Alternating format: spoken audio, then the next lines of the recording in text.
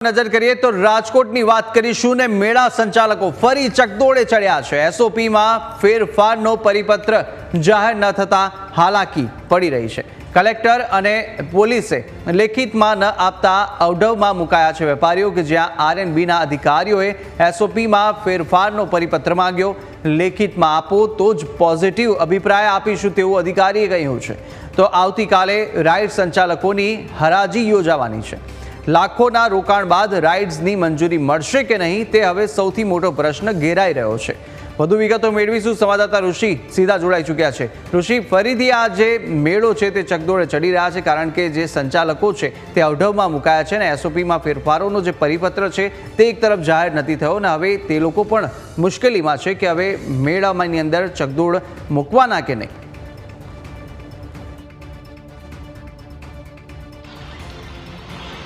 હાલ અત્યારે અધિકારીઓ જવાબદારીની ફેંકાફેંકી કરી રહ્યા છે।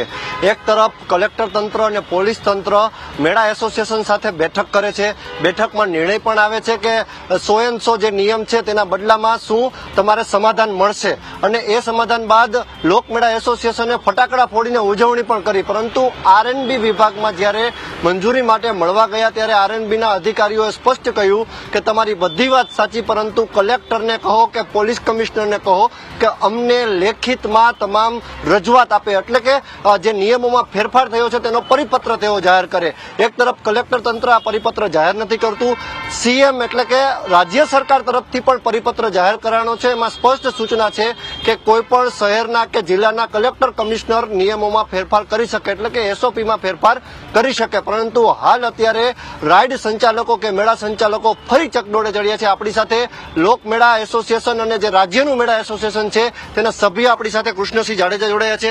કૃષ્ણસિંહ, ફરીથી ચકડોળે ચડ્યા છો, શું હવે જે સમસ્યા આવી રહી છે? જે કલેક્ટર સાહેબે કીધું હતું અમને કે જીએ ડ્રોઈંગ અને સોગંદનામું અને ચાર્ટર્ડ એન્જિનિયરનું સર્ટિફિકેટ, આ 3 વસ્તુ આપી દો એટલે તમને પરમિશન મળી જશે। આજ અમે અમારા મેળા રાઇડ ધારકો કે જે આરએનબી વિભાગના અધિકારીને મળ્યા તેને અમને સ્પષ્ટ સૂચના આપી કે ભાઈ કલેક્ટર સાહેબે અમને કોઈ પરિપત્ર જાહેર નથી કર્યો, કોઈ લખાણમાં એવું નથી, એટલે અમે કોઈ પણ જાતની બાંધછોડ કરશું નહીં। જેથી કરીને તમે ક્યાં કલેક્ટર પાસે અમને લેખિત અપાવો અથવા તમે એસઓપીમાં ફેરફાર કરો। જ્યારે રાજ્ય સરકાર અમારી સાથે છે ત્યારે શું કામ આવા અધિકારી અમારો હાથ પકડતા નથી?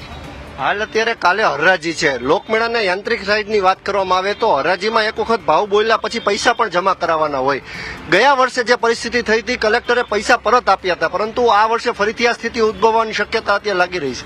અમે રાઇડ ધારકોને અમારું એસોસિએશનને જણાવવાના જ છીએ કે આમાં કોઈ ફસાઈ ન જાય કે પૈસા ભરી પછી પરમિશન ન મળે। એક તો રાઇડ ધારકો નાના માણસો હોય, હરાજીમાં ભાવ બોલે અને હરાજી થાય એટલે તેમને પૈસા ભરવાનો હોય, જે ફસાઈ ન જાય એટલે અમે લોકોને જાણ કરવાના છીએ કે પહેલા કલેક્ટર પાસે બાંહેધરી લ્યો, લેખિતમાં લ્યો અને પછી જ એમાં આગળ વધો।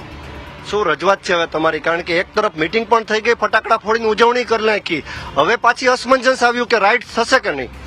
ખાસ કરીને કલેક્ટર સાહેબે કીધું કે ભાઈ સોગંદનામું આપવાનું છે। સોગંદનામું આવે એટલે કોઈ મેન્યુફેક્ચરના ડોક્યુમેન્ટ દેવાના હોતા નથી અને આ આરએનબી વિભાગ જે મેન્યુફેક્ચરના ડોક્યુમેન્ટ માંગે છે અને કાયદાની કદાચ ખ્યાલ ન હોય આ લોકોને તો જે સોગંદનામું આપી દે તો પછી કોઈ વધારાના ડોક્યુમેન્ટ દેવાના રહેતા નથી। હાલ અત્યારે રાજકોટનો મેળો ફરી ચકડોળે ચડ્યો છે, એટલે કે આવતીકાલે હરાજી છે, પરંતુ હરાજીમાં પૈસા ભર્યા બાદ પણ રાઇડની પરમિશન મળશે કે કેમ તેના તરફ પ્રશ્નાર્થ છે। ત્યારે હાલ અત્યારે લોકમેળા એસોસિએશનના સભ્ય પણ કહી રહ્યા છે કે ખરેખર અધિકારીઓએ થોડી બાંધછોડ કરીને નિયમોમાં ફેરફાર કરીને પરિપત્ર જાહેર કરવો જોઈએ અને જે નાના માણસો છે, રાઇડ સંચાલકો છે, તેના ધંધા રોજગારમાં અસર ન થાય તેનું પણ ધ્યાન રાખવું જોઈએ। જી બિલકુલ ઋષિ, માહિતી સાથે જોડા બદલ આપનો આભાર।